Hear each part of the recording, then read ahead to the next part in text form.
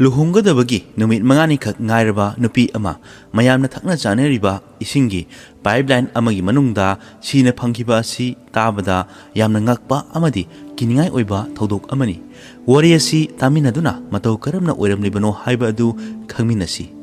nupi ama yumdagi mafam khangdana manglamki haiba nupi asi numit mangani gi manungda luhunggadabagi ngaiduna leirabani nupi asi numit manga changna thirabasu thiba phanglamkide asumna laineringida laikai adugi yumda thangna chana tawriba ising adu yamna manam namthiba oina laklamki adubu laikai adugi miyoisingna upai leitabadagi hariba manam namthiba ising adu thakpa taramki adugi matung numit humni muk manam namthiba ising adu thaklurabani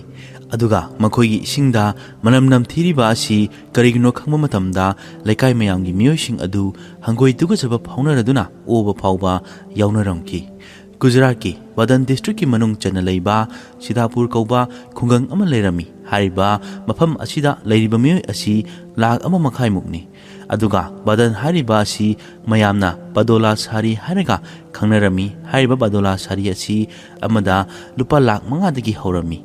hariba Badanpur district ki manung chana leiriba Sidapur asida chahi kunmanga surabi Labina kaubi nupi ama leirami hariba nupi asi 12 Meda luhonggadabani aduga luhonggadaba numit manga watlingai haibadi 7 May asida Labina asi mafam khangdana mangkibani aroiba oina Labina na chatkiba asi CCTV camera amada urami Labina na makoi lekagi ising supply tawriba tenki leiba adomda chatkiba uramki hariba ising tenki asi leiriba khul aduma loina ising piribani Labina yumda halaktaba asidagi 8 Meda makoi imungi miyoina Police missing report ama ikhalamki Police na thirabasu Labina asi phanglamkide numina asum haujin khirami adubu Labina asi haujiksu phangdrebani Labina mangkhibadagi numit mangani leiraga khungang adugi miyoisingna thaknaba ising pipe aduda lagliba ising asi manamnam thiba ama nami haiba khangmangamkhibani haiba ising asi aroibida manamnam thirabani adubu makhoisu upai leitabadagi ising adu thakpa taramki lekai adugi miyoisingna karigumba problem amadagi oiramba yai haina khanaramki mamangdasu asumna tawba laikhrabani aduga masa mathanda amuk ikui kuidna phagibani adubu handaki ising asidi numit humni helaba phawba phagiramde haiba asi ising supply tawriba adugi miyoisingda complaint su tawromki makhoina haiba asi yengchinaba thajaba piramki adubu haujiksu isingi manam namthiba asi pharomkide yamlaba miyam amadi government gi ising asi sijinaba leblamlabani aduga dukandagi ising bottle oina leiraga sijinarami miyoi kharana ising asi thakpada oba phaiba tawrami aduga miyoi kaya amasu naba yaunarami 12 May dagi haurokpa asina 15 May phauba makha chatharami asumna 16 May da laikai adugi yumsingda ising lakpa leblamki khul aduda yumthong lising mari muk sing phangdabagi awaba mayuknarami numit nini humnigi mamangda manamnam thirabasu atopa sijinaba yaba sijinarami phiju phijam tawnabagidamak thaknanabagidamakna bottle leiduna sijinarambani adubu isingi supply adu laktabadagi yumthong lising mari muk isingi chawraba awaba mathinarami yamlaba miyamnasu government gi water supply aduda saurami yamlaba yumthongda ising laktaba asi makhoina hana yengchilamde haiduna yamlaba miyamgi pressure na makhoisu haujikti tumina laitokpa yaramkide makhoina mafam chatuna karamba pipeline dagino haiba thiba horomki pipe amadagi yamna ngakpa thodok ama thengnarami haiba adu khangnarakpadagi yumthong lising mari muk hena hangoi tugajaba phaunaraduna othoknarami 16 May da isingi pipeline yadabagi thibada phangliba adugi maram asi 7 May da mangkiba Labina Harwani gi asiba haksang oirami asengba adudi makhoigi lising mari henba yumthongsing aduna numit mapani dagi asiba haksangi machum oina ising adu thaktuna leirambani khulgi miyam singna manam namthi haina thakreba ising adu asiba amagi michumni haina khangmangalamki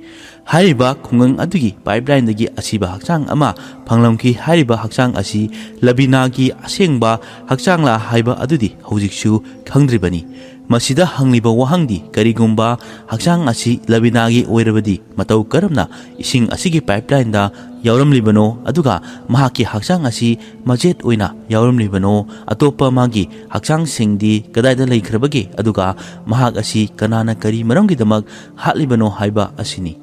ꯂꯕꯤꯅꯥ ꯍꯔꯋꯥꯅꯤ ꯑꯁꯤ ꯁꯤꯇꯥꯄꯨꯔꯒꯤ ꯒꯨꯔꯨ ꯅꯥꯅꯛ ꯁꯣꯁꯥꯏꯇꯤꯗ ꯂꯩꯔꯝꯃꯤ ꯑꯗꯨꯒ ꯃꯍꯥꯛꯀꯤ ꯂꯨꯍꯣꯡꯕ ꯑꯁꯤ ꯑꯍꯃꯦꯗꯥꯕꯥꯗꯇ ꯂꯩꯕ ꯅꯨꯄꯥ ꯑꯃꯒ ꯂꯨꯍꯣꯡꯒꯗꯕꯒꯤ ꯍꯥꯏꯅ ꯁꯤꯡꯅꯕ ꯂꯣꯏꯔꯕꯅꯤ꯫ 12 ꯃꯦꯗ ꯃꯈꯣꯏ ꯑꯅꯤ ꯂꯨꯍꯣꯡꯒꯗꯕꯅꯤ ꯑꯗꯨꯒ ꯃꯈꯣꯏ ꯑꯅꯤꯅ ꯂꯨꯍꯣꯡꯗ꯭ꯔꯤꯉꯩꯒꯤ ꯃꯃꯥꯡꯗ ꯄ꯭ꯔꯤ ꯋꯦꯗꯤꯡ ꯐꯣꯇꯣꯁꯨꯠꯁꯨ ꯇꯧꯈ꯭ꯔꯕꯅꯤ꯫ ꯃꯔꯝ ꯑꯁꯤꯅ ꯃꯈꯣꯏꯒꯤ ꯃꯔꯤ ꯃꯇꯥꯁꯤꯡꯁꯨ ꯃꯈꯣꯏꯒꯤ ꯌꯨꯝꯗ ꯂꯨꯍꯣꯡꯕ ꯌꯥꯎꯅꯕꯒꯤꯗꯃꯛ ꯂꯕꯤꯅꯥꯒꯤ ꯌꯨꯝꯗ ꯂꯥꯛꯇꯨꯅ ꯂꯩꯔꯕꯅꯤ꯫ ꯑꯗꯨꯒ ꯃꯈꯣꯏꯒꯤ ꯏꯃꯨꯡ ꯃꯅꯨꯡꯒꯤ ꯃꯤꯑꯣꯏꯁꯤꯡꯅ ꯍꯥꯏꯔꯛꯄꯒꯤ ꯃꯇꯨꯡ ꯏꯟꯅ ꯂꯕꯤꯅꯥꯅ ꯂꯨꯍꯣꯡꯕ ꯑꯁꯤ ꯌꯥꯝꯅ ꯍꯔꯥꯎꯖꯔꯝꯈꯤ꯫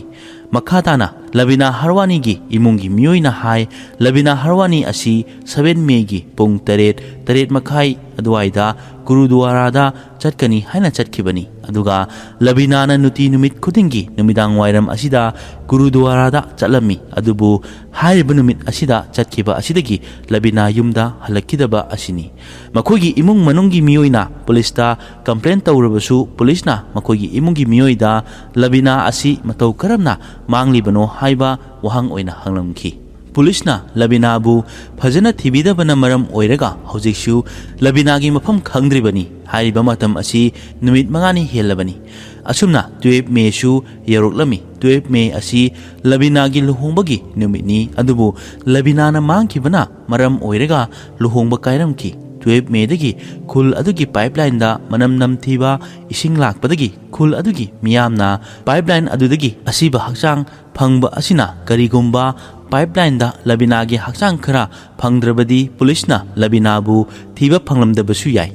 ꯈꯨꯟ ꯑꯗꯨꯒꯤ ꯃꯤꯑꯣꯏꯅ ꯀꯝꯄ꯭ꯂꯦꯟ ꯇꯧꯔꯕꯁꯨ ꯋꯥꯇꯔ ꯁꯄ꯭ꯂꯥꯏꯒꯤ ꯊꯧꯃꯤꯁꯤꯡꯅ ꯌꯦꯡꯁꯤꯜꯂꯝꯗꯕꯅꯤ꯫ ꯃꯦꯒꯤ ꯇꯥꯡ 13ꯇ ꯏꯁꯤꯡ ꯂꯥꯛꯄ ꯂꯦꯞꯈꯤꯕꯗꯒꯤ ꯋꯥꯇꯔ ꯁꯄ꯭ꯂꯥꯏꯒꯤ ꯊꯧꯃꯤꯁꯤꯡꯅ ꯌꯦꯡꯁꯤꯜꯂꯝꯕꯅꯤ꯫ ꯄꯥꯏꯞꯁꯤꯡ ꯑꯗꯨ ꯆꯦꯛ ꯇꯧꯔꯤꯕ ꯊꯧꯃꯤ ꯑꯃꯅ ꯃꯐꯝ ꯑꯃꯗ ꯄꯥꯏꯞꯇ ꯁꯥ ꯑꯃ ꯐꯨꯟꯗꯨꯅ ꯂꯩꯔꯝꯕ ꯊꯦꯡꯅꯈꯤꯕꯅꯤ ꯑꯗꯨꯕꯨ ꯋꯥꯇꯔ ꯁꯄ꯭ꯂꯥꯏꯒꯤ ꯊꯧꯃꯤ ꯑꯗꯨꯅꯗꯤ ꯍꯥꯏꯔꯤꯕ ꯑꯁꯤ ꯁꯥ ꯑꯃꯒꯤ ꯍꯥꯏꯕꯗꯤ ꯁꯟꯒꯨꯝꯕꯒꯤ ꯑꯣꯏꯔꯝꯒꯅꯤ ꯈꯜꯂꯝꯈꯤꯕꯅꯤ꯫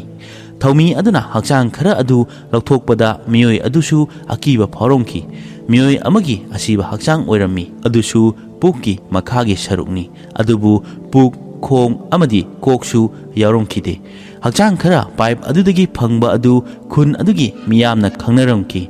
ꯃꯃꯥꯡ ꯅꯨꯃꯤꯠ 4-5ꯅꯤꯗꯒꯤ ꯃꯈꯣꯏꯒꯤ ꯌꯨꯝꯗ ꯃꯅꯝ ꯅꯝꯊꯤꯕ ꯏꯁꯤꯡ ꯂꯥꯛꯂꯤꯕ ꯑꯁꯤ ꯀꯔꯤ ꯃꯔꯝꯒꯤꯅꯣ ꯍꯥꯏꯕ ꯍꯥꯏꯔꯤꯕ ꯑꯗꯨ ꯈꯪꯅꯔꯛꯄꯗꯒꯤ ꯈꯨꯜ ꯑꯗꯨꯒꯤ ꯃꯤꯑꯣꯏ ꯀꯌꯥ ꯑꯃ ꯑꯣꯟꯅꯈꯤꯕ ꯑꯗꯨꯅꯤ꯫ ꯍꯥꯏꯔꯤꯕ ꯑꯁꯤ ꯍꯛꯆꯥꯡ ꯇꯪꯈꯥꯏ ꯑꯃꯗꯤ ꯐꯪꯗ꯭ꯔꯤꯕꯅꯤ꯫ ꯑꯋꯥꯠꯄ ꯁꯔꯨꯛ ꯑꯗꯨꯁꯨ ꯄꯥꯏꯞ ꯑꯗꯨꯒꯤ ꯃꯅꯨꯡꯗ ꯃꯐꯝ ꯑꯃꯗ ꯂꯩꯔꯝꯒꯅꯤ ꯈꯜꯂꯝꯈꯤ ꯑꯗꯨꯕꯨ ꯀꯔꯝꯕ ꯃꯐꯝꯗ ꯂꯩꯔꯝꯒꯗꯒꯦ ꯍꯥꯏꯕ ꯑꯗꯨꯗꯤ ꯈꯪꯂꯝꯗꯦ꯫ ꯃꯔꯝ ꯑꯁꯤꯅ ꯍꯧꯖꯤꯛꯀꯤ ꯄꯥꯏꯞ ꯑꯁꯤꯗ ꯏꯁꯤꯡ ꯊꯥꯔꯛꯈꯤꯗꯦ ꯑꯗꯨꯒ ꯃꯈꯣꯏꯅ ꯑꯁꯤꯕ ꯍꯛꯆꯥꯡ ꯇꯪꯈꯥꯏ ꯐꯪꯈꯤꯕ ꯑꯗꯨ ꯄꯨꯂꯤꯁꯇ ꯁꯤꯟꯅꯔꯝꯈꯤ꯫ ꯑꯁꯤꯕ ꯍꯛꯆꯥꯡ ꯇꯪꯈꯥꯏ ꯐꯪꯈꯤꯕ ꯄꯥꯏꯞ ꯑꯗꯨ ꯈꯨꯟ ꯑꯗꯨꯒꯤ ꯀꯤꯂꯣꯃꯤꯇꯔ 2 ꯈꯛ ꯀꯣꯟꯕ ꯃꯐꯝꯗ ꯏꯁꯤꯡ ꯊꯥꯕ ꯄꯥꯏꯞꯂꯥꯏꯟꯅꯤ꯫ ꯑꯗꯨꯒ 12 ꯃꯦꯗꯒꯤ ꯃꯅꯝ ꯅꯝꯊꯤꯕꯒꯤ ꯀꯝꯄ꯭ꯂꯦꯟ ꯇꯧꯔꯤꯕ ꯑꯁꯤ ꯃꯐꯝ ꯑꯃꯗꯒꯤꯗꯤ ꯀꯝꯄ꯭ꯂꯦꯟ ꯂꯥꯛꯂꯝꯈꯤꯗꯦ ꯑꯗꯨꯒ ꯍꯧꯖꯤꯛꯁꯨ ꯍꯥꯏꯔꯤꯕ ꯃꯐꯝ ꯑꯗꯨꯒꯤ ꯄꯥꯏꯞ ꯑꯁꯤꯗ ꯏꯁꯤꯡ ꯊꯥꯔꯤꯕꯅꯤ꯫ ꯋꯥꯇꯔ ꯁꯄ꯭ꯂꯥꯏꯒꯤ ꯊꯧꯃꯤꯁꯤꯡꯅ ꯍꯥꯏꯔꯤꯕ ꯃꯐꯝ ꯑꯗꯨꯒꯤ ꯄꯥꯏꯞ ꯑꯗꯨ ꯆꯦꯛ ꯇꯧꯔꯝꯃꯤ꯫ ꯃꯈꯣꯏꯅ ꯃꯐꯝ ꯑꯌꯥꯝꯕꯗ ꯆꯦꯛ ꯇꯧꯔꯕꯁꯨ ꯐꯪꯗꯕꯗꯒꯤ ꯒꯥꯟꯙꯤꯅꯒꯔꯗ ꯄꯥꯎ ꯍꯥꯏꯔꯝꯃꯤ ꯑꯗꯨꯒ ꯔꯣꯕꯣꯗꯦꯛꯀꯤ ꯀꯦꯃꯦꯔꯥ ꯅꯤꯔꯝꯃꯤ꯫ ꯍꯥꯏꯔꯤꯕ ꯔꯣꯕꯣꯗꯦꯛꯀꯤ ꯀꯦꯃꯦꯔꯥ ꯑꯁꯤ ꯁꯤꯖꯤꯟꯅꯔꯒ ꯏꯁꯤꯡ ꯌꯥꯎꯔꯤꯕ ꯄꯥꯏꯞ ꯃꯅꯨꯡꯗ ꯊꯥꯖꯤꯟꯗꯨꯅ ꯃꯐꯝ ꯀꯗꯥꯋꯥꯏꯗ ꯂꯩꯕꯅꯣ ꯍꯥꯏꯕꯗꯨ ꯌꯦꯡꯊꯣꯛꯅꯕꯅꯤ꯫ ꯃꯈꯣꯏꯅ ꯔꯣꯕꯣꯗꯦꯛ ꯀꯦꯃꯦꯔꯥ ꯂꯧꯔꯒ ꯄꯥꯏꯞ ꯃꯅꯨꯡꯗ ꯊꯥꯖꯤꯟꯗꯨꯅ ꯌꯦꯡꯂꯝꯃꯤ ꯑꯗꯨꯕꯨ ꯃꯐꯝ ꯑꯃꯒꯤ ꯆꯤꯊꯦꯛꯇ ꯄꯥꯏꯞ ꯑꯗꯨꯒꯤ ꯁꯥꯏꯖ ꯑꯗꯨ ꯄꯤꯛꯄ ꯔꯣꯕꯣꯗꯦꯛ ꯑꯗꯨꯗꯒꯤ ꯍꯦꯟꯅ ꯃꯅꯨꯡꯗ ꯊꯥꯖꯤꯟꯕ ꯌꯥꯔꯝꯈꯤꯗꯦ꯫ ꯃꯔꯝ ꯑꯁꯤꯅ ꯍꯟꯗꯛꯁꯨ ꯂꯕꯤꯅꯥꯒꯤ ꯂꯦꯝꯍꯧꯔꯤꯕ ꯍꯛꯆꯥꯡ ꯁꯔꯨꯛ ꯑꯁꯤ ꯊꯤꯕ ꯐꯪꯕ ꯉꯝꯂꯝꯈꯤꯗꯦ꯫ ꯔꯣꯕꯣꯗꯦꯛꯀꯤ ꯃꯇꯦꯡ ꯂꯧꯔꯒ ꯊꯤꯔꯝꯕꯗ ꯃꯥꯏ ꯄꯥꯛꯇꯕꯗꯒꯤ ꯃꯈꯣꯏꯅ ꯑꯇꯣꯞꯄ ꯄ꯭ꯂꯥꯟ ꯑꯃ ꯇꯧꯔꯒ ꯊꯤꯅꯕ ꯍꯣꯠꯅꯔꯝꯃꯤ꯫ ꯑꯁꯨꯝꯅ ꯃꯈꯣꯏꯅ ꯏꯁꯤꯡꯒꯤ ꯇꯦꯡꯀꯤ ꯑꯁꯤ ꯄꯤꯛ ꯊꯟꯅ ꯍꯥꯞꯂꯝꯃꯤ ꯑꯗꯨꯒ ꯏꯁꯤꯡ ꯃꯌꯥꯝ ꯑꯗꯨ ꯑꯃꯨꯛꯇ ꯄꯨꯟꯅ ꯊꯥꯔꯝꯃꯤ꯫ ꯏꯁꯤꯡ ꯑꯁꯤ ꯐꯣꯔꯁ ꯌꯥꯝ ꯀꯟꯅ ꯂꯥꯛꯄꯅ ꯃꯔꯝ ꯑꯣꯏꯔꯒ ꯄꯥꯏꯞ ꯑꯃꯗꯒꯤ ꯑꯉꯥꯡꯕ ꯃꯆꯨꯒ ꯂꯣꯏꯅꯅ ꯂꯦꯝꯍꯧꯔꯤꯕ ꯍꯛꯆꯥꯡ ꯑꯗꯨ ꯄꯥꯏꯞꯇꯒꯤ ꯄꯥꯏꯊꯣꯛꯂꯝꯈꯤ ꯑꯗꯨꯕꯨ ꯍꯥꯏꯔꯤꯕ ꯑꯁꯤꯗ ꯀꯣꯛꯀꯤ ꯁꯔꯨꯛꯇꯤ ꯌꯥꯎꯗ꯭ꯔꯤꯕꯅꯤ꯫ ꯍꯥꯏꯔꯤꯕ ꯍꯛꯆꯥꯡ ꯇꯪꯈꯥꯏ ꯑꯗꯨ ꯄꯥꯏꯊꯣꯛꯈꯤꯕꯗꯒꯤ ꯍꯥꯟꯅ ꯏꯁꯤꯡ ꯂꯥꯛꯇꯕ ꯃꯐꯝꯁꯤꯡꯗ ꯍꯥꯟꯅꯒꯨꯝ ꯑꯃꯨꯛ ꯏꯁꯤꯡ ꯂꯥꯛꯄ ꯍꯧꯔꯝꯃꯤ ꯑꯗꯨꯕꯨ ꯍꯥꯟꯅ ꯃꯃꯥꯡꯗ ꯃꯅꯝ ꯅꯝꯊꯤꯕ ꯏꯁꯤꯡ ꯊꯛꯈꯤꯕ ꯃꯤꯑꯣꯏꯁꯤꯡ ꯑꯗꯨꯅ ꯑꯃꯨꯛꯀ ꯍꯟꯅ ꯍꯥꯏꯔꯤꯕ ꯏꯁꯤꯡ ꯑꯗꯨ ꯊꯛꯄ ꯇꯟꯅꯔꯝꯈꯤ ꯑꯗꯨꯒ ꯃ꯭ꯌꯨꯅꯤꯁꯤꯄꯥꯜꯅꯁꯨ ꯍꯥꯏꯔꯤꯕ ꯄꯥꯏꯞ ꯑꯗꯨꯗ ꯏꯁꯤꯡ ꯂꯥꯛꯂꯕ ꯃꯇꯨꯡ ꯄꯨꯡ 24 ꯐꯥꯎꯕꯗꯤ ꯏꯁꯤꯡ ꯑꯗꯨ ꯊꯛꯈꯤꯒꯅꯨ ꯐꯤ ꯁꯨꯕ ꯑꯃꯗꯤ ꯑꯇꯩ ꯑꯇꯣꯞꯄꯗ ꯁꯤꯖꯤꯟꯅꯅꯕ ꯍꯥꯏꯔꯝꯃꯤ ꯄꯥꯏꯞ ꯑꯗꯨ ꯁꯦꯡꯗꯣꯛꯅꯕꯒꯤꯗꯃꯛ ꯏꯁꯤꯡ ꯑꯗꯨꯗ ꯀ꯭ꯂꯣꯔꯤꯟꯒꯤ ꯁꯔꯨꯛ ꯌꯥꯝꯅ ꯌꯥꯎꯔꯝꯃꯤ ꯋꯥꯇꯔ ꯁꯄ꯭ꯂꯥꯏ ꯑꯗꯨꯒꯤ ꯋꯥꯔꯣꯜꯗ ꯄꯨꯡ 24ꯒꯤ ꯃꯇꯨꯡꯗ ꯏꯁꯤꯡ ꯑꯗꯨ ꯊꯛꯄ ꯌꯥꯔꯒꯅꯤ ꯃꯌꯥꯝꯅ ꯑꯗꯨꯒꯤ ꯃꯇꯨꯡꯗ ꯏꯁꯤꯡ ꯑꯗꯨ ꯊꯛꯅꯕ ꯍꯥꯏꯔꯝꯃꯤ ꯑꯗꯨꯕꯨ ꯄꯥꯏꯞ ꯃꯅꯨꯡꯗ ꯅꯨꯄꯤ ꯑꯃꯒꯤ ꯑꯁꯤꯕ ꯍꯛꯆꯥꯡ ꯌꯥꯎꯔꯝꯕ ꯑꯁꯤ ꯈꯨꯟ ꯑꯗꯨꯒꯤ ꯃꯤꯑꯣꯏꯅ ꯈꯪꯅꯈ꯭ꯔꯕꯅꯤ ꯃꯔꯝ ꯑꯁꯤꯅ ꯍꯧꯖꯤꯛꯁꯨ ꯃꯈꯣꯏꯅ ꯏꯁꯤꯡ ꯑꯗꯨ ꯊꯛꯄ ꯇꯟꯅꯕꯗꯒꯤ ꯊꯛꯅꯕ ꯏꯁꯤꯡ ꯂꯩꯗꯨꯅ ꯁꯤꯖꯤꯟꯅꯔꯝꯃꯤ ꯑꯗꯨꯕꯨ ꯍꯥꯏꯔꯤꯕ ꯑꯁꯤ ꯇꯞꯅ ꯇꯞꯅ ꯀꯥꯎꯊꯣꯛꯅꯗꯨꯅ ꯏꯁꯤꯡ ꯑꯗꯨ ꯑꯃꯨꯛꯀ ꯊꯛꯄ ꯍꯧꯔꯝꯈꯤ ꯑꯗꯨꯕꯨ ꯍꯧꯖꯤꯛ ꯂꯕꯤꯅꯥ ꯍꯔꯋꯥꯅꯤꯒꯤ ꯃꯇꯥꯡꯗ ꯃꯇꯧ ꯀꯔꯝꯅ ꯁꯤꯔꯤꯕꯅꯣ ꯍꯥꯏꯕ ꯑꯁꯤ ꯍꯧꯖꯤꯛꯁꯨ ꯈꯪꯗ꯭ꯔꯤꯕꯅꯤ ꯄꯨꯂꯤꯁꯅ CCTV ꯀꯦꯃꯦꯔꯥ ꯆꯦꯛ ꯇꯧꯕ ꯃꯇꯝꯗ CCTV ꯀꯦꯃꯦꯔꯥ ꯑꯅꯤꯗ ꯂꯕꯤꯅꯥꯅ ꯆꯠꯄ ꯑꯁꯤ ꯎꯔꯝꯃꯤ ꯑꯍꯥꯟꯕ ꯀꯦꯃꯦꯔꯥꯗ ꯂꯕꯤꯅꯥꯅ ꯈꯣꯡꯖꯦꯜ ꯌꯥꯡꯅ ꯆꯠꯄ ꯎꯔꯝꯃꯤ ꯑꯗꯨꯕꯨ ꯍꯥꯏꯔꯤꯕ ꯃꯇꯝ ꯑꯗꯨꯗ ꯂꯕꯤꯅꯥꯒꯤ ꯑꯀꯣꯏꯕꯗ ꯃꯤꯑꯣꯏ ꯀꯅꯥ ꯑꯃꯠꯇ ꯎꯔꯝꯈꯤꯗꯦ ꯍꯥꯏꯔꯤꯕ ꯂꯝꯕꯤ ꯑꯁꯤ ꯋꯥꯇꯔ ꯁꯄ꯭ꯂꯥꯏ ꯇꯧꯔꯤꯕ ꯇꯦꯡꯀꯤ ꯂꯩꯕ ꯑꯗꯣꯝꯗꯅꯤ ꯍꯥꯏꯔꯤꯕ ꯋꯥꯇꯔ ꯁꯄ꯭ꯂꯥꯏ ꯑꯁꯤꯗꯒꯤꯅꯤ ꯃꯅꯝ ꯅꯝꯊꯤꯕ ꯏꯁꯤꯡ ꯂꯥꯛꯈꯤꯕ ꯑꯗꯨ ꯑꯗꯨꯗꯤ ꯂꯕꯤꯅꯥꯅ ꯇꯦꯡꯀꯤ ꯂꯩꯕ ꯑꯗꯣꯝꯗ ꯀꯔꯤ ꯃꯔꯝꯒꯤꯗꯃꯛ ꯆꯠꯂꯤꯕꯅꯣ ꯍꯥꯏꯕ ꯑꯁꯤꯅꯤ ꯇꯦꯡꯀꯤ ꯂꯩꯔꯤꯕ ꯑꯗꯣꯝꯗ ꯌꯥꯝꯅ ꯆꯤꯛꯄ ꯂꯧꯕꯨꯛ ꯂꯝꯍꯥꯡ ꯑꯣꯏꯕ ꯃꯐꯝ ꯑꯃꯅꯤ ꯎ ꯈꯔ ꯍꯧꯕ ꯑꯃꯗꯤ ꯂꯝꯍꯥꯡ ꯑꯣꯏꯕꯅ ꯃꯐꯝ ꯑꯁꯤꯗ ꯅꯨꯡꯗꯥꯡꯗꯤ ꯂꯥꯏꯔꯗꯅ ꯅꯨꯡꯊꯤꯟꯗꯐꯥꯎ ꯃꯤ ꯀꯌꯥ ꯆꯠꯅꯗꯕ ꯃꯐꯝꯅꯤ 7 ꯃꯦꯒꯤ ꯅꯨꯃꯤꯠꯇ ꯂꯕꯤꯅꯥꯅ ꯆꯠꯈꯤꯕꯒꯤ CCTV ꯀꯦꯃꯦꯔꯥ ꯑꯃꯗ ꯀꯦꯞꯆꯔ ꯇꯧꯍꯧꯕ ꯐꯨꯇꯦꯖ ꯑꯃꯒ ꯐꯪꯂꯝꯃꯤ ꯍꯥꯏꯔꯤꯕ ꯐꯨꯇꯦꯖ ꯑꯗꯨꯗ ꯂꯕꯤꯅꯥꯒꯤ ꯃꯅꯤꯡꯗ ꯕꯥꯏꯛ ꯇꯣꯡꯕ ꯃꯤꯑꯣꯏ ꯑꯅꯤꯅ ꯂꯕꯤꯅꯥꯒꯤ ꯃꯅꯤꯡꯗ इन्नबा उरमकी अदुदा हंगलिबो वहांगदी हाइरिबा मियोय अदु कनानो अदुगा लबिनागी मनिंगदा अतमनना इन्नरिबरा हाइबा असिनी अदुगा लबिनागी मतुंगदा इन्नबा ओइरगदी हाइरिबा नुपा अनि असि कनानो अदुगा मखोइना लबिनाबु खंगमा मियोयरा नत्रगना लबिनाना मखोइबु खंगमा मियोय ओइरमगदरा हाइरिबा असि खंगद्रिबनी अदुगा अमुका हंगलिबो वहांगदी इसिंगे पाइपलाइन दगी फंगिबा मियोय अमगी असिबा हक्चांग अदु लबिनागेरा हाइबा असिनी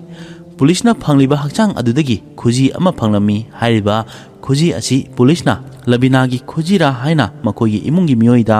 हंगमा मतमदा लबिनागी युंगी मियोयसिंगना हाइरिबा खुजी अदु खंगनबा होनरमदे अदुगा हाइरिबा अदु लबिनागी नते हाइरमी अदुगा खुजी अमना मतौ करमना लबिनागिनी हाइगनी अदुगी मखा ताबदा पुलिसना थीबदा टेंकी लैबा अदोमदगी इन्नबा फी अमगा फलोंखी हाइरिबा फी अदु मखोइगी युंगी मियोयदा येंहलमी मखोइगी इमुंगी मियोयना हाइद्रबसु अहानबदा खुजी अदुगा अनिसुबदा फी फंगलिबा अदु लबिनागिनी अदुगा मखोइना फंगलिबा हक्चांग अदु खंगनबगीदमक पुलिसना पोस्टमार्टम अमदी फोरेंसिक टेस्ट तौनबगी गांधीनगरदा लैबा फोरेंसिक लैब अमदा थारमी अहानबगी रिपोर्ट लाकपदा सिरिबा मियोय असिगी चही असि कुनमाथोइदगिना निफु फावबदा लैबा मियोय ओइगनी हाइरमखी अदुबु पुलिसना हाइरिबा असि लबिना हरवानीगिनी हाइबा कन्फर्म तानबा होनरमखी असुमना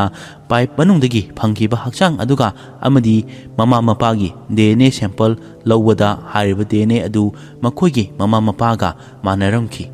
मरम असिना हौजिक्ति कन्फर्म तारमखी पाइपतगी फंगिबा हक्चांग अदु लबिना हरवानीगिनी हाइबा अदुबु हौजिकसु वहांग अमदी हंगलमी मदुदी लबिनाना इसिंग टेंकी लैबा अदोमदा करी मरमगिदमक चलिबनो अदुगा पाइप अदुदगी लबिनागी हक्चांग लुइनमक फंगद्रिबा असि करिगिनो हक्चांग असि मतौ करमना तंखाइ तारमलिबनो अदुगा लबिनागी कोकना कदाइदा चटख्रे हाइबा असिनी अदुगा ख्वाइदगी हेना लुबा वहांगदी हाइरिबा वाटर सप्लाई टेंकी लैबा अदोमदा महाक मसा मथंदा चलम्ब्रा नत्रगना मियोय अमना माबु मफम अदुदा पुरगा चलम्ब्रा हाइबा असि ततना हंगली हाइरिबा टेंकी असि चौराकना फीट हुंफुमुक लुगनी अदुगा टेंकी अदुबु येंगचिनबा मियोय अमता हाइबदी कार्डना चिंगबा लैरमदे अदुगा मफम अदुगी थोंग अदुसु सो लोलमदे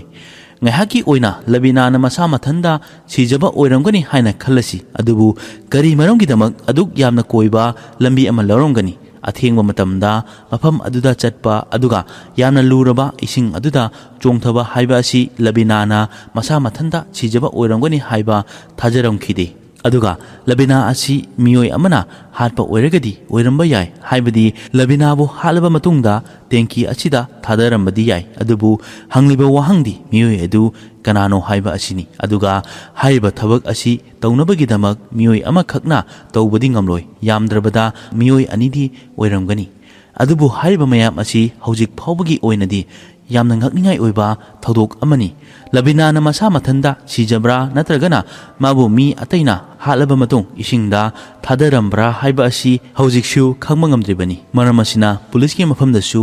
ꯍꯥꯏꯔꯤꯕ ꯊꯧꯗꯣꯛ ꯑꯁꯤ ꯌꯥꯝꯅ ꯑꯉꯛꯄ ꯊꯧꯗꯣꯛ ꯑꯃ ꯑꯣꯏꯔꯝꯃꯤ꯫ ꯃꯌꯥꯝꯅꯁꯨ ꯍꯥꯏꯔꯤꯕ ꯑꯁꯤ ꯃꯇꯧ ꯀꯔꯝꯅ ꯁꯤꯕ ꯑꯣꯏꯔꯝꯒꯅꯤ ꯍꯥꯏꯕꯗꯤ ꯃꯁꯥ ꯃꯊꯟꯇ ꯁꯤꯖꯕ ꯑꯣꯏꯔꯝꯒꯗ꯭ꯔꯥ ꯅꯠꯇ꯭ꯔꯒꯅ ꯀꯅꯥꯒꯨꯝꯕ ꯃꯤꯑꯣꯏ ꯑꯃꯅ ꯍꯥꯠꯄ ꯑꯣꯏꯔꯝꯒꯗ꯭ꯔꯥ ꯍꯥꯏꯕ ꯑꯗꯨ ꯀꯃꯦꯟ ꯇꯧꯕꯤꯔꯝꯃꯨ꯫ ꯃꯁꯤꯅꯤ ꯉꯁꯤꯒꯤ ꯑꯁꯦꯡꯕ ꯊꯣꯛꯈꯤꯕ ꯑꯉꯛꯄ ꯑꯣꯏꯕ ꯊꯧꯗꯣꯛ ꯑꯃꯒꯤ ꯋꯥꯔꯤ꯫ ꯍꯥꯏꯔꯤꯕ ꯊꯧꯗꯣꯛ ꯑꯁꯤꯒꯤ ꯃꯈꯥ ꯇꯥꯕꯗ ꯀꯔꯤ ꯑꯣꯏꯔꯛꯄꯒꯦ ꯍꯥꯏꯕ ꯑꯗꯨ ꯃꯌꯥꯝꯗ ꯁꯣꯏꯗꯅ ꯈꯪꯍꯟꯖꯔꯛꯀꯦ꯫ ꯉꯁꯤꯒꯤꯗꯤ ꯃꯇꯥꯡ ꯁ꯭ꯋꯥꯏꯗ ꯂꯣꯏꯁꯤꯟꯖꯔꯦ, ꯑꯗꯨꯒ ꯆꯦꯅꯦꯜ ꯑꯁꯤꯕꯨ ꯁꯄꯣꯔꯠ ꯇꯧꯕꯤꯗꯨꯅ ꯂꯥꯏꯛ, ꯁꯦꯌꯔ ꯑꯃꯗꯤ ꯁꯕꯁꯀ꯭ꯔꯥꯏꯕ ꯇꯧꯕ ꯀꯥꯎꯕꯤꯒꯅꯨ꯫